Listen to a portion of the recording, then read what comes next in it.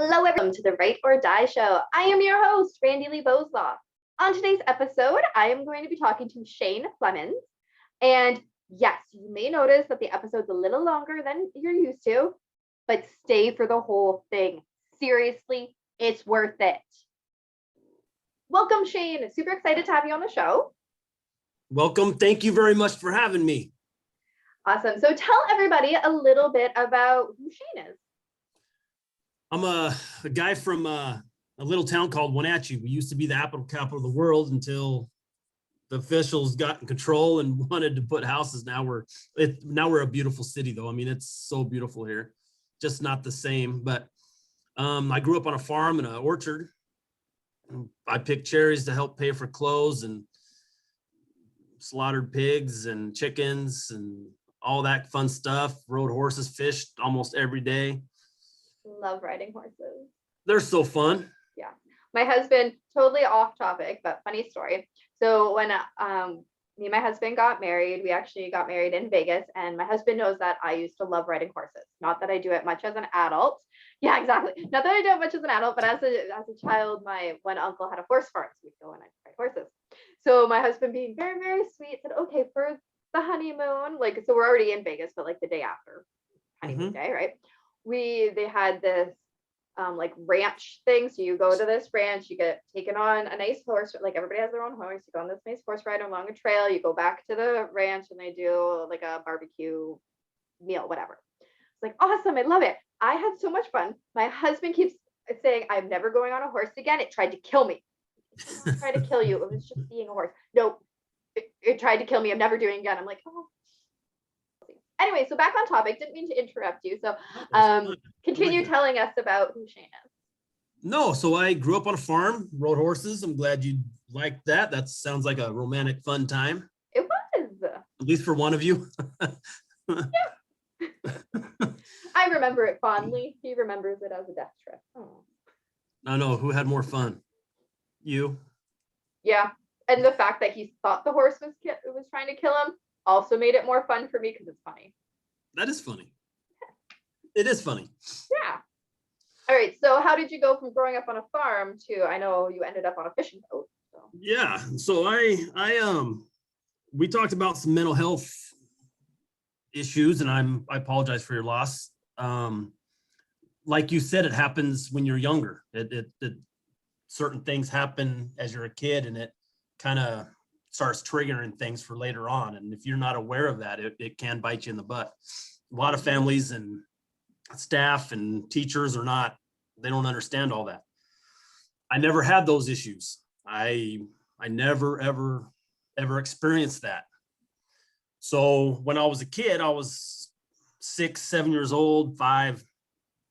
On the farm, we had a great big pond, and there was a lot of fish, from carp to catfish to bass to trout. And turtles. So at morning, as soon as the light would come up, I would hightail it down with my fishing pole and head to the water. Well, I'd get in trouble when I got home because you shouldn't go to the water when you're 5, 6, 7 years old by yourself. This is true. That is true. Yes. So I would come home. It was, almost dark. I'm covered in, fish and worms and grasshoppers, and I hadn't eaten all day, and I would get in trouble and yelled at, and don't do it, you can drown, and blah, blah, blah. Which, I understand. I would hate for my kid to go down there.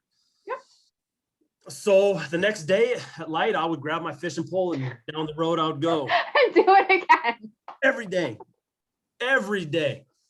So eventually my family, they always looked for me, but there was like 4 or 5 ponds. So I would skip ponds. So I'm all over the place at this age, thinking, I'm the coolest thing in the world, catching fish all day long. I wouldn't eat.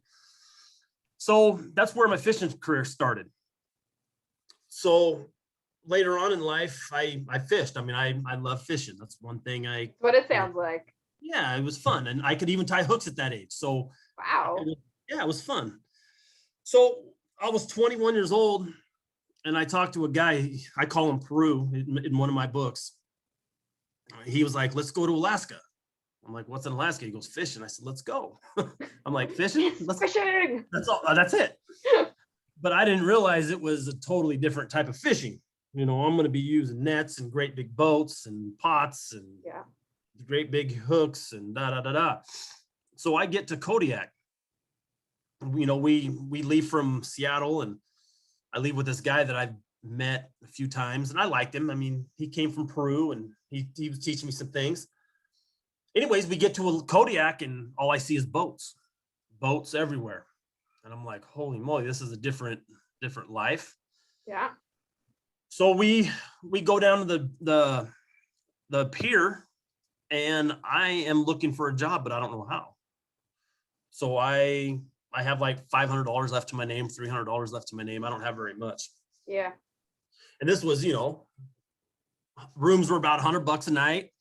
That was back then. So I mean, I'm scraping by. Yep. So we get a room, and we get a knock on the door. We were smoking a bowl. I don't recommend it, but we were, and we hear the door knock on, someone's knocking on the door, and we're like, crap, we're trying to air out the room real fast. We're scrounging around. I'm like, oh no. Well, right before that, we went down to the pier and dropped off about 15 to 20 notes to boats and let them know, hey, us two were in town. We're looking for a job. If you're looking for hands, please, let us know. That's all we knew what to do at the time. Yeah. So someone's knocking on the door, and we're running around. We're trying to open the windows. We're like, son of a gun, I'm picturing it in my head. It was one of those sickening, cruddy, oh no feelings. Yeah. So I look at him. I was like, there's nothing to do. I said, I'll go open the door. So he opens the door, and there was two guys. There was younger. There was younger looking than me, and younger looking than him, and then even a younger one. Oh, okay. Little did I know it was one of the skippers. I didn't realize that families would pass down boats to their families, to their kids, so they could fish. I didn't realize that at the time. Yeah. Makes sense, but I didn't know that. Yeah, new place. You got no idea. Oh, I had no idea. So anyways, he's like, are you so-and-so? We got a note that you're looking for a job. And we both look, and he goes, we smoke weed too. So they loaded up a bowl, we smoked, and what an interview. Sorry. That's how I don't smoke now, though. Yay. I know. So we grab our stuff, we go down to the boat, and I realize he's only 18 years old, so he's a couple years younger than me. Mm-hmm. And he's one of the locals, but he's from a little town across the way. Mm-hmm. So we go on the boat, and he buys us our fishing gear. I learned what the fishing gear and the licenses and the certain gear that you needed for this season, which was called salmon season, which I didn't know was taking place right then, which is in the summer in Alaska. So, all right, so hold on, off-topic question. I've never been to Alaska. Yep. Is summer still super cold? Honey, Alaska is so beautiful in the summertime. It is warm. It's not hot. Yeah. But it's very, very, very, very comfortable. Okay. Anyways, continue. I needed to know that because I've never actually talked to somebody from who had lived in Alaska to be able to ask them that question. Nope. Summertime is absolutely, it doesn't get dark very much though. I mean, you wake up at light time and you go to bed at light time. I would probably be okay with that because I mean, in Canada, you wake up, it's dark, and then you're going to bed, it's dark, and there's not enough light in the day. That's in the winter time, right? Yeah. Alaska's the same. Yeah. Well, I wouldn't go to Alaska in the winter. It's bad. Yeah, no. Summer. Do you know that because of the darkness is one of the major issues for suicides and mental health issues? I have heard that because we need vitamin D from the sun. And I know personally when it's summertime, I feel better because there's more sunlight than in the wintertime. So I could imagine that Alaska, where there's much more darkness in the wintertime, that it would lead to a lot more depression. It's severely bad. Matter of fact, they're ranked 1 or 2 in the nation for suicides. Oh, yeah, that is very bad. It's super sad. We need some doctors, some psychologists and stuff we'll move up there. Help them. I agree. Yeah. I agree. So I'm on the boat. I get my fishing license. I get my gear. Now I'm starting to realize that, you know, what we're doing. Okay. So he takes us out on the boat and we do a practice set. We don't grab the purse line, which I didn't know what a purse line was at the time. But I it's still don't know, but it's all right. It's fun. So we drop the net, we do our thing, we pull the net in, and I learned how to do the coiling and how to set the net and put the net on the boat. So I'm learning what we're going to be doing. yeah. But at the same time, I'm learning that my skipper is 18 and he wants to drink all the time. Oh. And I'm Wait. wanting to make money. Okay, so Alaska, shouldn't the drinking age be 21? It is, but everybody drinks. Everyone Just carries. want to clarify that. Everyone is 21, but everybody drinks. Everybody carries guns and everybody carries knives. All right. Okay. That's just the way it is there. It's the way it is there. Very few people just kind of be the normal, but 90% of the people carry, I mean, they carry guns in churches, they carry guns in stores, Oh. knives. I mean, everybody's carrying getting knives and guns. Everybody. Wow. I never did, but I'm not from there, but. Yeah, exactly. You didn't grow up there. No. So I'm on the boat and I realize, hey, you know, it's fine to party, but I'm wanting to work and I'm here to make money. Yeah. You know, I want to, so Prue and I take a walk up on the pier one day. We've been there for like a week and we're realizing that, you know, our money's dwindling down. We walk up on and I met One Eye. That's when I met One Eye. Nope, I hadn't met, I've seen One Eye. So Okay. One Eye is a sea lion that I almost got me a few weeks after that. Oh. So I'm walking up the pier with Peru and I see this great big sea lion, you know, and he's in the harbor. And so I'm looking at him, but I don't realize he's going to try to get me in a few weeks. I don't realize that. I don't know that. He's sizing you up. Well, I'll tell you if we have enough time. So we're walking up the pier and I look over and I see One Eye. This is when I first meet One Eye. I just get to Alaska. I realize we're on a boat that, you know, we're partying and we're not going to make too much money. So him and I are talking, you know, we got to try to find something. Yeah. So we walk up the pier and two dirty guys with knives walk up to us. And they're foul smelling. I mean, they haven't showered in a long time. And they're like, we need one guy right now to come with us on the dragger. And dragging, all I heard about is how much money they make. They make thousands and thousands in just days. Oh. But they also deplete the oceans and ruin the bottom and all that. So we are up at the pier. I'm with Peru. I don't know anybody, and him and I are together, and they need one guy. Peru goes, I'll do it. Okay. So I'm like, I'm sad, I'm happy, I'm scared, and I'm hurt all in seconds. Yeah. Because I know he's gonna go. They're like, get your stuff. We need to leave right now. Yeah. So I'm realizing, okay, I'm gonna be alone. I don't know anybody. I don't have very much money. He's gonna go make thousands of dollars, and I'm super happy for him. Yep. Well, he grabs his stuff. He gives me a hug. He goes, and now I know my friend Peru is dragging. Mm-hmm. I'm still stuck on this boat. That next day, I go walk up, and I'm like, I gotta find something. And there's boats and people working, and I mean, it's just crazy over there. And I mean, I'm still new. I don't realize how to tie knots or anything. Mm-hmm. I walk up to the coffee shop and I see a girl. She's working behind the counter, and I go, ma'am, I'm from out of town. And I talk to her. I'm 21 years old. I go, I'm looking for a job. Is there anybody you know that's looking for a hand? And she's like, what's your name and number? I go, well, I don't have a number. I go, here's my name, and here's the boat that I'm on. The next day, a lady and a guy come down, they're holding hands. which to this day I remember. They were holding hands. Little did I know they were husband and wife, and they own boats. I didn't know this. They're like, "Is Shane here?" I go, "I'm Shane. We heard that you're looking for a job." I go, "I am." I go, "My skipper just paid for, I think it was like $700 or $800 for all my gear and everything." And I said, "I would like to tell him." They're like, "Okay, I'm going to be here tomorrow at 10 in the morning to get you." I said, "Okay, I'll be packed up."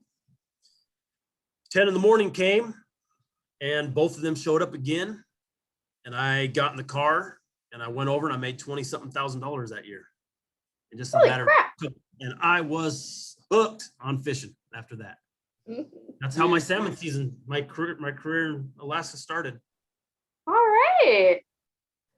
That's so, like, I'm picturing all of the boats. Like, I have no idea if the picture in my head is, the picture of reality, but I'm gonna go with it. And I'm like, just like the way that you told that story was so good, because like I saw it all in my head. Good. So now, all right, so you made a buttload of money. You figured out how to fish in Alaska. You're hooked on fishing. Then what? Because I know the story takes a twist. Well, I mean, years later it does. I mean, but at the time, I mean, I'm 21 years old. I just made tens of thousands of dollars with something I love to do, and it was easy. Our first trip, I made like, I don't know, a few thousand. I got a $400 or $500 draw. I go to town, and I realized the bars don't close.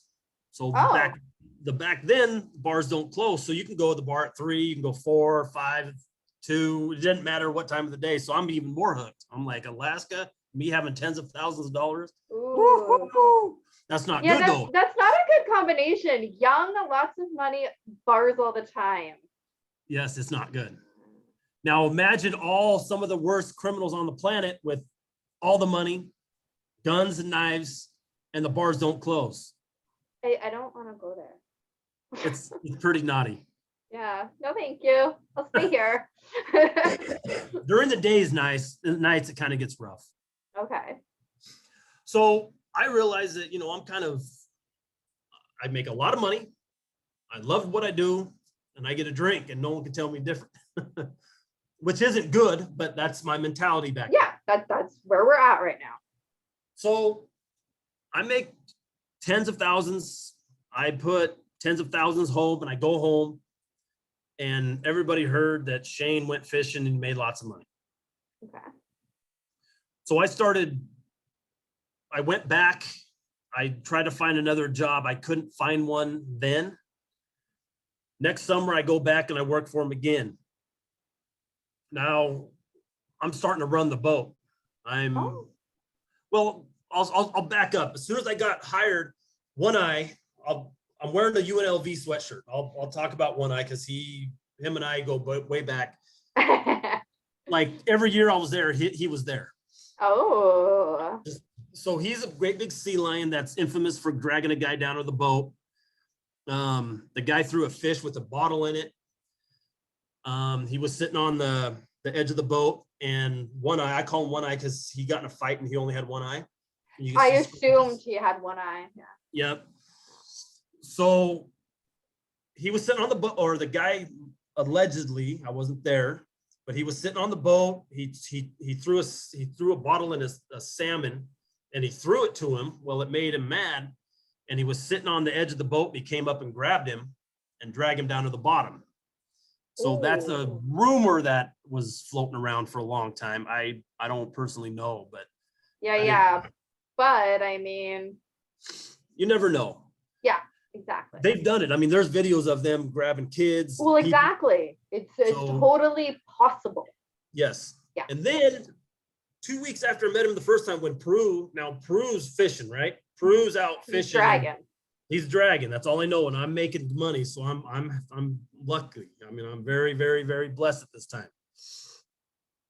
And I'm walking with a UNLV sweatshirt. I just got on the boat. I'm on there for a few days, and here comes One Eye. This is when he attacks me. So I'm walking on the dock. He swims. He comes up, starts making this horrible noise, and I take off running. He goes down under the water. You can see the water, and he goes in and he gets in front of me, and I run back the other way. Yeah. So we do this a couple times, and I'm starting to get scared. I'm like, what did I do? You know, Yeah. all I could think about is, what did I do? Yeah. I'm running back and forth. He's trying to attack me. The dock's like going like this. I almost fall in. I run, get on the boat. He gets on the boat. He hits the boat. The boat's rocking. I shut the door, and I'm looking out, and he's making all this weird, nasty noise. Yeah. And I'm like, what did I do? And I look down, and I see my red sweatshirt. I took off my shirt, and I threw it underneath the table. And I wait a few minutes, and I still see him out there, and I open the door, and I walk out, and he looks at me, but he does a little, like a twist, like a circle in the water. Okay. And I walk, and he does his thing. He blows water out of his nose, and I'm walking real slow, and he plays around like nothing. And I was like, it was the shirt. The red shirt. No, so I never wore red again, ever. No, I guess not. So him and I, every year he was in the pier. I don't know if he remembers me, you know, but I definitely remembered him. Yep. He was all over. I mean, he hung around fishing boats all the time. That was his terrain. He was a mill. And he definitely had a lot of scars. He had a brutal life. So him and I, that was my encounter. I never wore red again. He taught me a lesson. No, I guess not. No. I did enjoy that story though. All right, so let's fast forward to the twist in your story. Okay, so I fished for years. I gradually moved up. I started doing pot cod. That was just Kodiak. I started long lining and pot codding out in the Bering Sea, and I went salmon fishing again. I got a hold of I was going to do something different. I was deckhand for a processor. We bought all the fish one year, and it turned into a pot cod and a crabbing job. Okay. So I go out and I hit the Bering Sea. I do crab fishing. I do very well. We save a life. I'm literally fighting an octopus one day, and one of the guy's legs gets caught in the bite. I look over. I mean, an octopus is like on my shoulder this way, and it's going up my arm this way, and I'm grabbing them and trying to pull them inside out because we're processing them. We're getting ready for king crab. We're getting bait. Anyways, that season's done. I go back to Kodiak, and I'm fishing. I'm on a really good boat. Well, in Alaska, they're ranked #1 in the nation for disappearances. I don't know if you knew that. I did not. So if you look at the statistics, and if you ever look up Nome, there's a movie, I think it's Fourth Kind. Okay. Anyways, this is just one little city. So anyways, through my experiences, I've heard 1,000 stories. I mean, just one after another, you know, this person missing. Oh my gosh, we lost so-and-so, we lost this and this. And then I started doing research that Alaska's ranked #1 for disappearances. And it's a broad disappearance type thing. I mean, one, you're fishing, you can fall off the boat. Yeah. You know what happens, it's rough out there. Yep. 2, you can get in with a bad crowd and they want your money and they can throw you off the boat and take your money, which that's a huge one. If you're with some guys that, you know, that, you know, just say if that person's done it before. Yeah. And you have 30,000 and he has 30,000 and he has 30,000. Everybody knows how much money you make. What's the best way for him to get 60,000? Yeah, really. Throw you over the boat, take your money, and I'm sorry. Oh my gosh, we lost, you know, and it happened. Yeah. So if you look at the statistics, it's pretty bad out there. So Alaska is ranked #1 in the nation for disappearances per capita. Yeah. So I'm on the boat. I knew people died on the boat. I knew fishermen threw people over the boat. And anyways, they weren't being very nice to me. And they were telling me I wasn't going to make it home. And I'm like, I'm sorry, I'm going to make it home. Yeah. So I'm like, I'm going to make it home. But they wanted my job. I mean, I was on the Highliner. I was going to make probably 40 grand that summer. It was. So when you go fishing, it's statistics. So Yeah. all the boats have numbers. Every boat that's went fishing the last 10, 15 years has numbers. Okay. So if your boat caught 100,000 pounds of reds, it's documented. If your boat caught 500,000 pounds of reds, it's documented. So the boat I was on was documented for many, many, many, many years of being one of the best boats in the fleet. So it was pretty much guaranteed we were going to make money. Mm-hmm. So we went fishing. We started fishing. I knew I was going to make a lot of money. Well, so did everybody else. Yeah. I'm an outsider. Well, some of the guys, some of their friends told me that they wanted to be on the boat. I'm like, well, I said, I came a long way. That's what I said. I said, I came a long way. I said, I'm staying. Yeah. So anyways, there was a fight.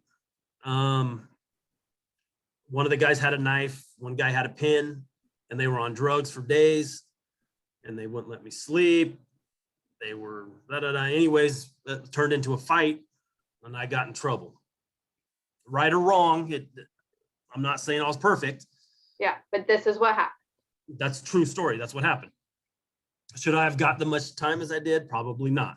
Okay. I mean, there's guys that have done way worse, that have done less time, but I'm not the judge, and the judge chose to do what he did, and, let bygones be bygones. When I went to sentencing, my sister flew up. This was a year after I got in trouble, and they canceled court date because she showed up. I didn't know that the judge and the victim's dad were best friends, which hindsight 2020, the judge should have pulled himself from the case. I didn't know this. Yeah. So his stepbrother, when I was going through my jail term, I met a lot of their friends, and the guy started telling them the truth that, yeah, we were doing some bad things to him and da. So yes, a lot of the guys said I should have thrown him over the boat. I'm not into that. I can't throw people over the boat. But I mean, that's their mentality in Alaska. I mean, it's kind of a rough group. Sounds like it. First you say it's so beautiful, and now you're telling me how rough it is. Well, it's beautiful. The world outside of the way it's ran is beautiful. It's stunning. The air is probably the most beautiful, most fresh air in the world, I think. Yeah. It's so neat. The people are, for the most part, are nice. But I mean, it's just the scenery is so beautiful. I mean, everything is just all natural. Yeah. All right. So you get sentenced, and you're in jail, and you're meeting all these people and whatnot. So how are you feeling at this time? Well, here's mental health kicks in. So I'm being, I don't want to say forced, but I'm being coerced into the mental health route. I don't realize that I'm going to be stuck with a lot of the mental health guys later on. Okay. I've never experienced this thing before. I've never had to go to the doctor and, tell the doctor, I'm seeing things, or I'm hearing things, or I'm having depression. I've never experienced it. So when I'm going through it, I'm meeting these guys that are talking funny, that talk to themselves. I don't realize that they're not on medications yet. I don't realize that they think they're okay, so they're getting off their meds. I don't realize all the twerks and bad things that go along with this. But at the same time, if they get the stuff that they need, they can be helped. I don't, but I'm learning, and I'm listening, and I'm caring, and I'm talking to them as a human being. And that is so important. And everybody who's listening, that is how you should be dealing with people. Caring, talking, learning, listening. That is how. It was so sad. So I get to Anchorage. I'm in Kodiak, and I get stuck in with a guy. I don't want to say his name, but he has mental issues. I'm in a cell. They strip me down naked and put me in a smock. Okay. That's when I learned what a smock was. So Did I need to be in one? No. Did it happen? Yes. Am I mad? No. Was I scared? Yeah, I was quite scared. I mean, they throw me in a concrete floor. Yeah, I was pretty much like, all right. They bring me my food and I said, hey, I need a fork. Yeah. They're like, no. I'm like, no. So I learned how to eat with styrofoam. Wow. So I'm in there for a couple of days. I don't know what they're doing. There was no true point into doing this, but they did. Okay. Were they doing anything wrong at the time? No. They were following protocol. Okay. So at the time, everything was okay. But I was still like, I have my ears open very, very loud. I'm watching and I'm learning. Mm-hmm. So a guy comes in my cell and he starts talking right away. I knew something was wrong. I end up hanging out with him a lot later on throughout, here and there. And I learned that he has bipolar and he has schizophrenia. Okay. But I don't know this. He comes in and starts talking but I knew right away there was something. Yeah. And, he starts talking about his meds and all this kind of stuff. So I'm like, okay, so I'm gathering all this information. I'm new though. Mm-hmm. And so they take me and put me into the mental health mod. It was a secure mod where the doctor comes and starts asking you questions. Okay. So now I'm with a doctor and I knew it was going to be a tough road. As soon as I heard this guy's voice, the doctor had us like throughout. I seen him a few times and he had the exact same questions every time. Oh, yeah. Yeah. Which technically you could go around them, but I always told them the truth. Yeah. I mean, if you should always tell the doctor the truth. Yes. You should. Yes. So I was telling him the truth. So he gave me some anxiety medication. He thought I needed anxiety. So I was like, fine. I didn't have anxiety, but with what my paperwork said, from what I'm in a smock, it kind of started putting, he put 2 and 2 together and he's probably heard it 1,000 times, right? Mm-hmm. So anyways, I tell the guys, I was like, I don't need this stuff. They're like, well, you're not going to get out of this room if you don't. So now I'm being forced to take it. So I'm like, fine. I take Buspar or whatever the heck it was called. It's for anxiety. Yep. They watch me for a few days. I'm eating with my styrofoam. They bump me up to a regular plate. They give me my clothes back and then out the door I'm out, so it took a while, but that's my first few weeks. Now I'm back in general population. I'm taking this, whatever it is, and I don't have any symptoms. I'm going through whatever. I'm getting transferred back and forth to Kodiak, but it's already on my paperwork. Okay, mm-hmm. That mental health, right? Later on, within, I don't know, a couple months, I'm going to a main facility in Alaska, and they're going to say I'm diagnosed with nothing, but that hasn't happened yet. So I'm meeting all these guys and it's bad. They're drinking poison. They're locked down. They're throwing feces. It's one of those things where you can see sick people that need help to get on the medication they need to get their chemical imbalance squared away so they can be normal functioning people, if that makes sense. Yep. So I'm starting to learn about this and I'm heartbroken. I'm super sad. I'm like, good golly. I mean, guys would walk around naked. Guys would hurt themselves. So my eyes opened up to where, dear God, I never knew this kind of stuff, Yeah. I didn't know. And then now I realized that, hey, some people back in school, I remember certain things that were, so I was like, anyways, I'm like trying to plug through at the same time, trying to help anybody I can. Yeah.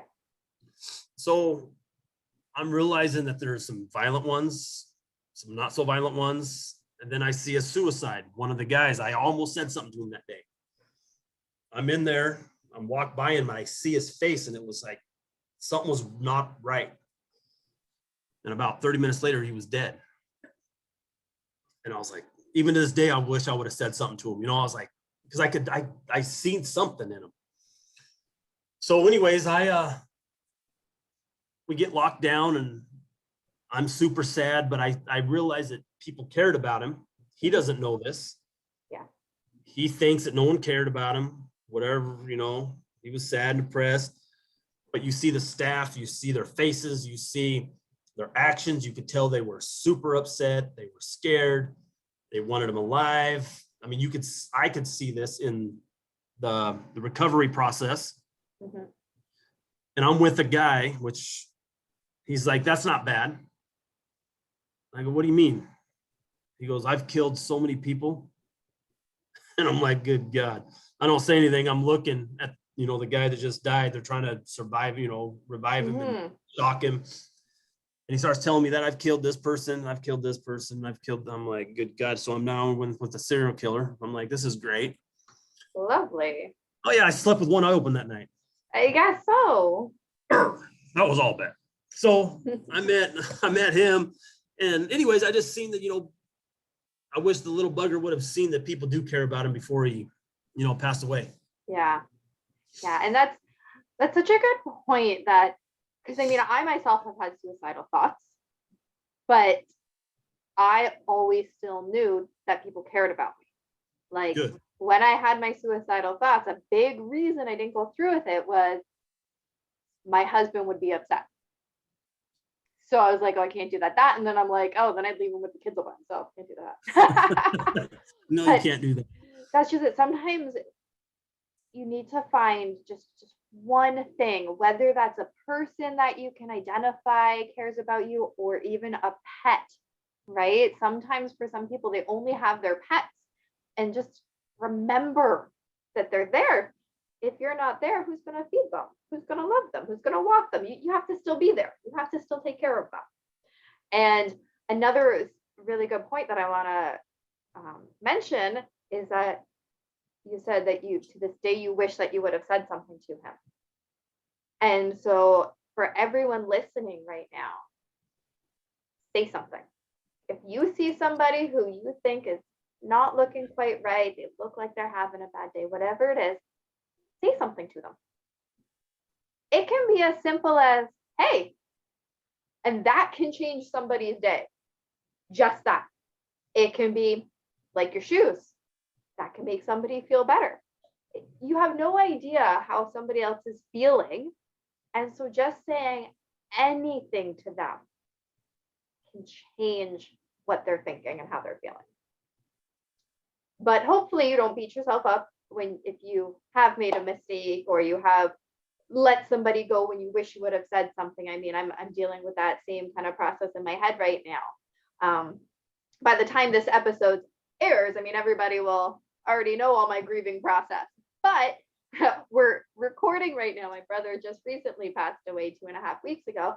And in my head, I'm having that same, what if I would have said whatever it is?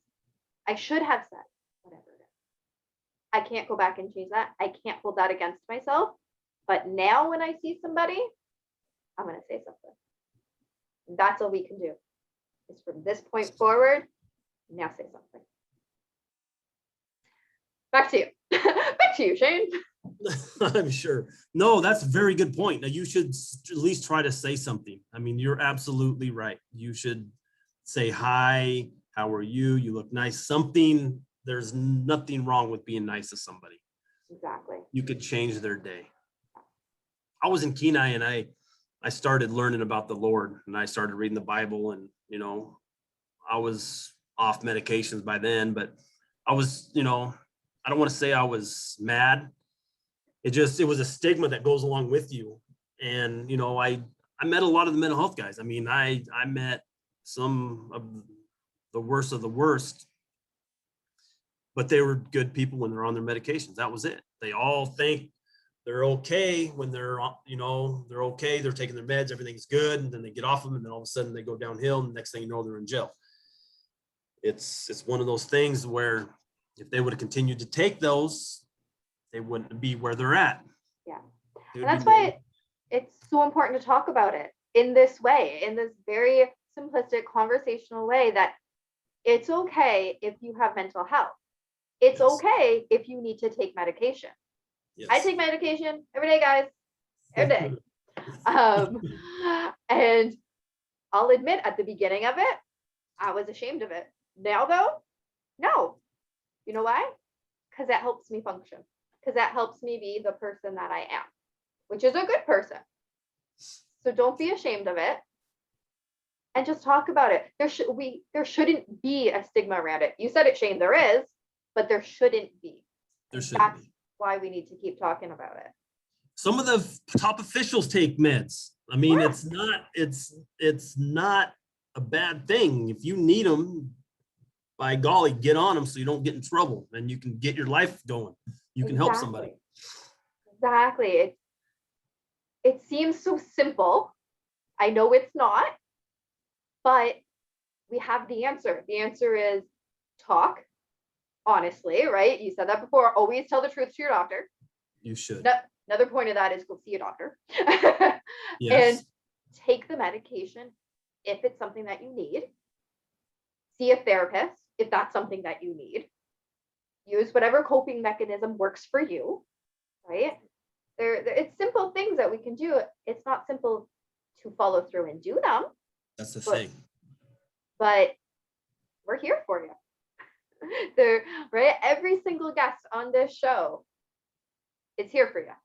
Maybe you don't know them personally, but listen to what they're saying because they want you to be okay.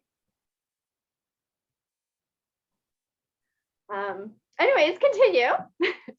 No, you're right. So I was going through and I was learning about all this, and I made it through, and then I started talking to one of my mental health counselors in Kenai, and she took me off of all my holds and all that. I mean, I started doing programs, and I was one of the main role models in the whole prison. Good. Yeah, it was good. It was hard work though. It wasn't, waking up and go sitting on your bed playing video games. It was getting up at 5 a.m., doing some studies, go to breakfast, go to your job. I worked hundreds of hours a week. I had up to 3 jobs. Wow. I was working, I think it was, 140 to 160 hours a week. Plus I was taking programs, which, I mean, my day was completely filled with work and school. Yeah. We did a fundraiser. We did a fundraiser for some kids in Kenai. Oh, cool. It had never been done. And then I snuck out a letter. So we did this fundraiser, and we had to give a paper to the warden that showed what we were going to do. Mm-hmm. And it went through. They were like, well, I don't know, Shane, it's kind of a big, blah, blah, blah. Everything has to, be authorized and, security reasons. I mean, it makes sense. Yeah. So I came up with a proposal. I wrote down everything, what we're going to do, how we're going to do it, when, why, and all this kind of stuff. And I gave it to them and they accepted it.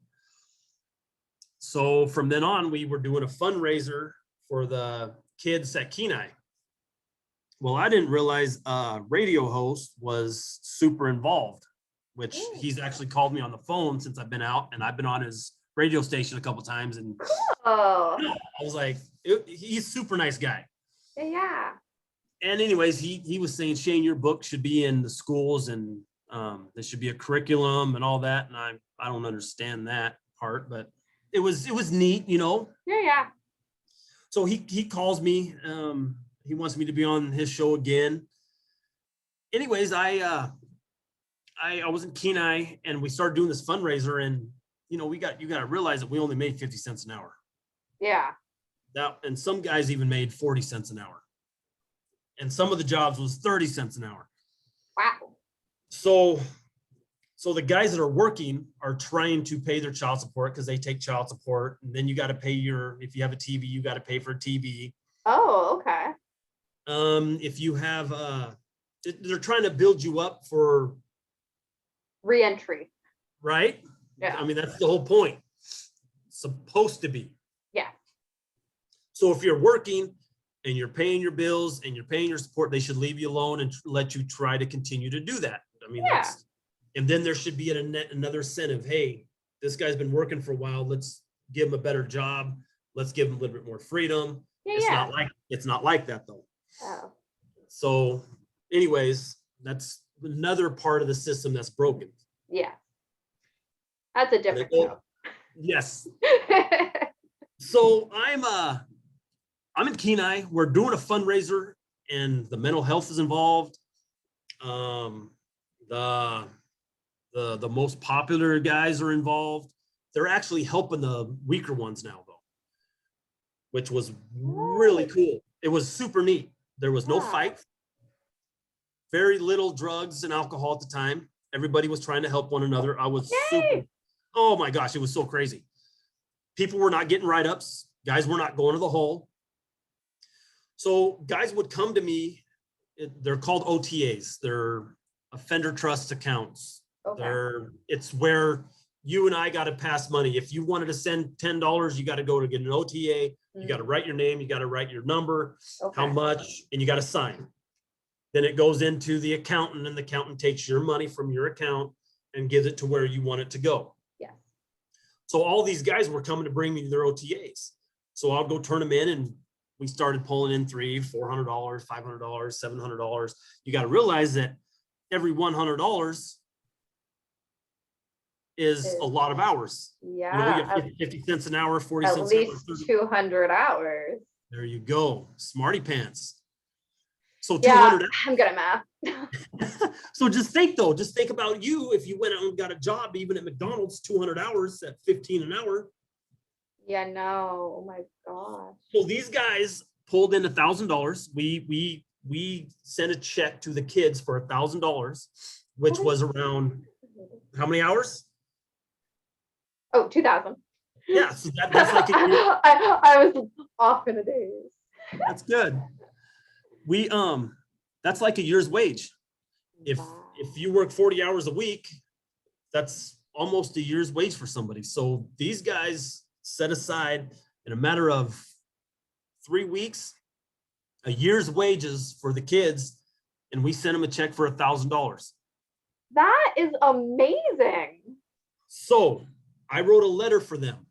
I sat down on the computer and I wrote a letter for all the little buggers. Yeah. They were being nice, which I was super proud of. Yeah. And I snuck it out of the prison. And it got in the hands of the reporter, and the reporter published it in the paper. So there was a huge article. No, because they didn't know it was me. They knew it was me, but they couldn't prove it was, you know what I mean? Yeah, yeah. So all the guys came up to me, and it was about them though. Yeah, yeah. I didn't put my name in it. I put the guys, and I put a super, super neat article about them. Yeah, that's so cool. It was neat. And so it was about a month later when they published it, but I didn't realize that the community was involved. I didn't know this until I talked to the radio host from Alaska, and he told me, he was super proud. And then I kind of explained to him more about what happened. He was like, oh my gosh, that is so neat. And then after that, the season, it was Christmas. And then things started going, back to normal, fights and drinking. But I was still programming and I was organizing classes. So some of the guys were pulling themselves out of the crud and getting their GEDs. They had more GED graduates than they've ever had before. Wow. So what I'm hearing is that you were where you were supposed to be at that time, even though it was not where you thought you were supposed to be. Yes, ma'am. That is amazing. I love when things work out like that. Yes, ma'am. Never would have thought, right? When you're fishing at the pond, getting in trouble for leaving because you're 5 years old. You shouldn't do that, right? No, you should not. No, you shouldn't. But never thought that you'd be there helping all those people doing better things. They were doing better things. Matter of fact, there was an article somebody put that it had never been done. It was, matter of fact, if you look up ShaneFlemens.com, you can find my books obviously and stuff, and some of it's in there. And then, but if you go to ShaneFlemensMedia.com, that interview from Mr. Skorowski, he's on there. Skorkowski. There we go. Earl. Very, very nice man. So that interview's on there, and he actually talked about it even more in depth than what I understood, because obviously I was inside, he was outside, and the community was talking about it. Wow, that is amazing. I do have to start wrapping us up. I don't want to. I'm having so much fun listening to you. I've actually, like, this episode's a little longer than normal, but I don't care because it's my show and I can do that. Sorry. Yeah, whatever. You can. It's my show. I can do it. But I mean, it's amazing. And what I love is that you didn't write these guys off. You didn't look at these guys and go, oh, you're cray cray, and just write them off. My kids hate when I say that, so I always say it that way, because they're like, oh, mom, you're so old. But so I try to plug them. But you didn't write them off saying you can't do anything with your life. You're going to be in here forever. You're not going to accomplish anything. You gave them a chance. You helped them. And that's what society needs more of, right? Like, everybody's always asking me when I do interviews on other people's podcasts, because they know I'm all about the mental health advocacy and stuff. Well, how do you think that we can change the system? By having regular individuals just treat people with respect and give them a chance. That's how we change things. Yeah, it'd be great if the government could fund more into mental health, if it was cheaper to go get a therapist. Yeah, those things are great. It'd be great to go and have free medication. Those things are all great. Those things are out of our control. What is in our control is exactly what you did. Treating them with respect, giving them an opportunity to do something that even they probably never thought they would do. But they did it, and now they know they can do it. And then maybe they'll do it again. That is how we change the world. Simple things. So that's my way of saying you did a good job. Thank you. You're welcome.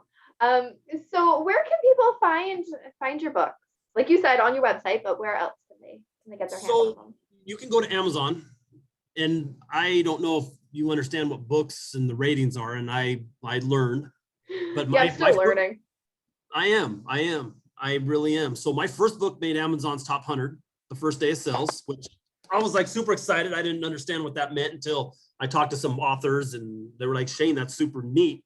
Yeah. Without any lying and cheating or nothing.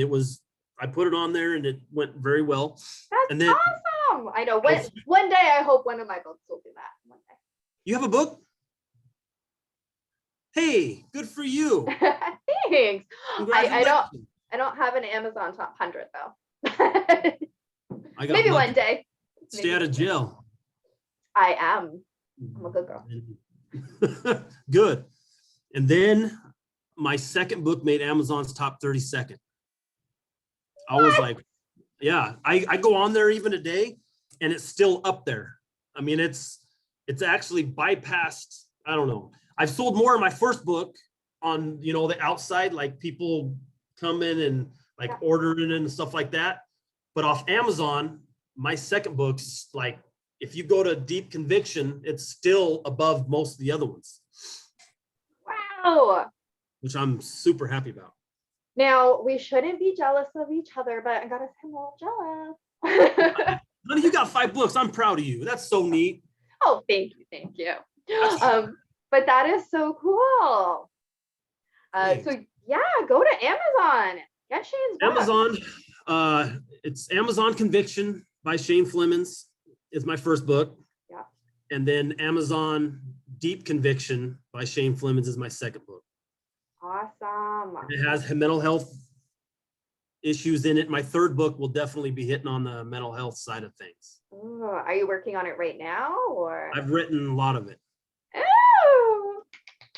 And when do you hope to have that one out? By the end of the year. Oh, nice. So everybody can get it for Christmas presents. Hey, see, yes. I got you. That's awesome. And now, because your story is so amazing and everybody's like, damn, Shane is amazing, where can they follow you to continue listening to all of this amazingness? So you can go to shaneflemens.com and it'll give you a synapse of, basically they're saying that I'm one of the like most inspirational inmates that ever walked out of the U.S. prison doors, which Woo! I gotta say, from hearing your story, it kind of been great. You know? It was hard. Yeah. There was a lot of tears and cries, and like I said, the mental health was a huge part. I mean, I met guys. I mean, it broke. I'd go down and stop everything and go sit down to next to one, because he would like all day long. He would like go like this. Yeah. And drink coffee. So I would stop everything and just go visit with him, just talk to him. And you could tell he was scared. And I'd just sit and talk to him. I talked to him many times. I didn't care what people think. I didn't care if Shane, he's nobody. I'm like, man, he's somebody. So exactly. He's somebody. Yes, he is. Somebody's son. He is somebody's maybe brother if he's got a sibling, but he's somebody. He is a person. I liked him. I talked to all of them. I would set things for them. I would try. A lot of them started coming to me. I mean, they would literally, if they had an issue, they would come and I'll try to help. I had my hands full. That is so awesome. Oh, I'm just so blown away whenever I hear stories like this, where it's like, I was doing good. I had my dream job, and then, some crazy thing happened that I never thought would happen. And I ended up in jail, in this place that I never thought I would be. But then amazingness happens. It was. And I love those stories. That something so awesome happens from a tragedy, really. Which, I think that, and this is, when my brother did die, and we're standing in the viewing, and might cry, but I'm going to try not to. And I'm standing in the viewing, and my mom had to have the body there for the viewing, and he's being cremated now for burial. But I'm looking and I'm bawling my eyes out, because he looked like he was just sleeping, right? And I'm standing there, and my husband's right here beside me. Maybe was crushing his hand a little bit, but I go, his death can't mean nothing. It has to mean something, because all my brother ever wanted to do was help other people. He would carry his Bible around with him everywhere. He would tell people all about what he had learned from reading the Bible and all that. And he just wanted to help people. That's all he ever wanted to do. He had literally given somebody a shirt off his own back at one point, because that person didn't have one and my brother had another one he could have. So I'm just standing there going, his death can't mean nothing, which is why I did the episode all about him last week, and why I've taken some of his art. Some of his art is on our merch store, and that stuff specifically goes to addiction services, and addiction is mental health, but we have separate service funding structures here. So it goes to a different funding, but that's just it. An incident in your life, whether it's the death of a family member or a tragic incident that leads you to jail, it can't mean nothing. That's my opinion, of course, but it can't mean nothing, right? Do something about it. My child trying to kill himself can't mean nothing. If we stay silent about that, other kids will also go and potentially harm themselves and potentially die. And so even my son now, he talks about it all the time. He tells everybody because he knows now that it's not something that kids should do or people in general should do. And he wants others to know that too. Like these incidents in our lives, they should mean something. And if more people speak open about it, speak honestly about it, then more people will feel comfortable talking about their own incidents and turning those moments into something amazing. Yes. Awesome. All right, so thank you so much. We're gonna wrap up. Thank you so much, Shane, for sharing, and all of those links so that you can follow Shane, get his books. They will be down in the description below. So be sure to follow, check out his stuff, listen to more of the story, because I don't know about everybody else, but I'm a little inspired. So, I did start 2 businesses since I've been out. Oh, wait, okay, tell us about this. Hold on. Before we wrap up, tell us. I had nothing. I walked out with $500. Like I said, I went through the mental health stigma and it was beyond hard. It still was following me. I ended up going fishing again, saved some money. Well, it was scary out there. We saved another life, 2 actually. And anyways, I saved up some money. I opened up a ABE landscaping, which is becoming very successful. And I just went in business with my daughter, Rise and Rise Rentals, and I just bought my first property. Oh, and I love how it's with your daughter. I love my daughter. My second business is with my daughter. I love it. I sort of manage my son's business. He has an art business. And I think it's so cool when parents do business with their kids. I think it's so cool. It's neat. Yeah, because they need support, and what better way to do it than to get it from their parents? How old is she? Now I'm being nosy. No, it's all right. She's 28. So cool. Love it. Any other last pieces of greatness that we need to know about? No, I mean, my businesses are thriving. They're doing good. I'm getting calls from people across the state that have heard from my work, and they're paying me to come take care of their stuff because they know their stuff gets done right. That is amazing. I love it. So thank you, Shane, so much for being on the show. Thank you very much for having me. God bless you. Thank you. I told you it was worth it, didn't I? Yeah, that was a good episode. I mean, all of our episodes are good, but that was a good episode. So be sure to follow Shane in his links down below. Check out his books and check out our merch store, of course. 10% of the proceeds go back to our Canadian Mental Health Association or Addiction Services if you purchase from the special line. And remember that the only way to end the stigma of mental health is to speak openly and honestly. Bye. Bye.